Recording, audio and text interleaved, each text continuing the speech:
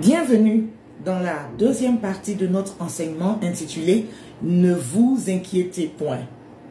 Précédemment, nous avons parlé de comment le monde dispose de situations, de circonstances pour inquiéter l'être humain, pour inquiéter les peuples, pour mettre la peur dans les cœurs, la peur dans les esprits, la peur du lendemain. Aujourd'hui, nous voulons voir un autre aspect de « Ne vous inquiétez point ». Lisons ensemble le livre de Matthieu, le chapitre 6, à partir du verset 25.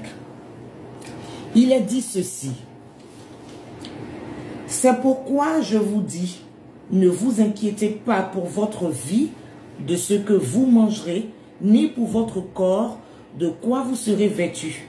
La vie n'est-elle pas plus que la nourriture, et le corps plus que le vêtement?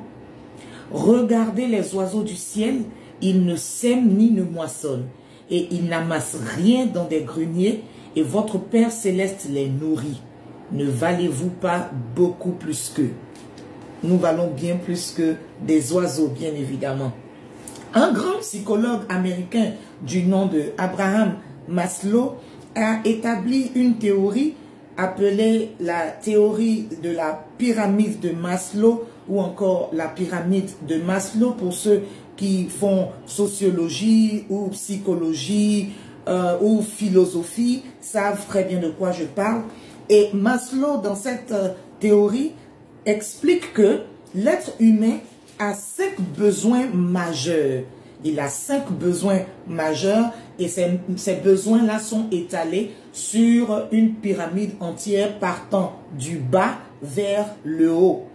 Et quels sont ces besoins? Nous avons les besoins physiologiques, les besoins de sécurité, les besoins d'appartenance et d'amour, les besoins d'estime et le besoin d'accomplissement de soi.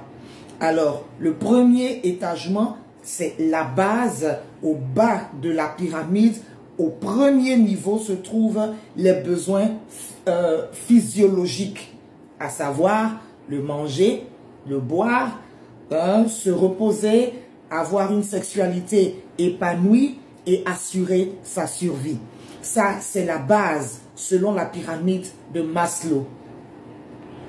Tout à fait au sommet de cette pyramide se trouve le besoin d'accomplissement de soi. Alors, ce que Maslow propose, c'est que nous commencions déjà par régler le problème prioritaire ou mineur, ça dépend de là où on se place, qui consiste à s'assurer d'avoir de quoi manger, s'assurer d'avoir de quoi boire, se nourrir, avoir une sexualité épanouie. Donc sa démarche à lui, c'est que nous commencions par la base parce que ce sont les besoins primaires. Effectivement, si vous regardez, imaginez-vous être en train de regarder une pyramide. Hein, vous vous trouvez dans le désert, dans le désert d'Égypte. Vous observez une pyramide. Si vous êtes à terre, vous êtes au sol, la première chose que vous verrez, évidemment, c'est la base. C'est la base de la pyramide. Mais si vous observez cette pyramide depuis un hélicoptère là-haut, ce que vous verrez, c'est plutôt le cône. Ce sera plutôt le sommet de cette pyramide. Eh bien, chers amis, le Saint-Esprit, au travers de notre Seigneur Jésus-Christ, nous invite à regarder la vie depuis le haut. Le Seigneur nous invite à adopter la démarche contraire qui consiste à rechercher premièrement l'accomplissement de soi. Rechercher premièrement ce qui vient d'en haut. Rechercher premièrement ce qui vient d'en haut, ce qui vient du ciel, et tout le reste, c'est-à-dire toutes les autres marches de la pyramide, si vous voulez, toutes les autres étapes qui constituent les niveaux de la pyramide, toutes ces autres choses-là nous seront accordées.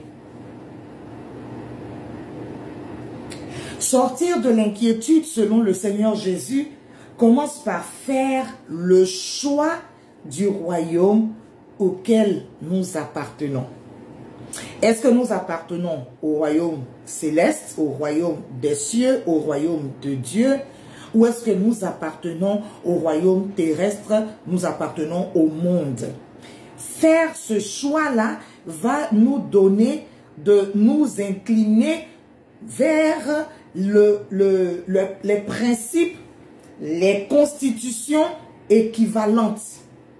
Si nous décidons que nous appartenons au royaume de Dieu, il y a ses propres règles, il y a ses propres principes, il y a sa propre constitution, il y a son propre système de vie.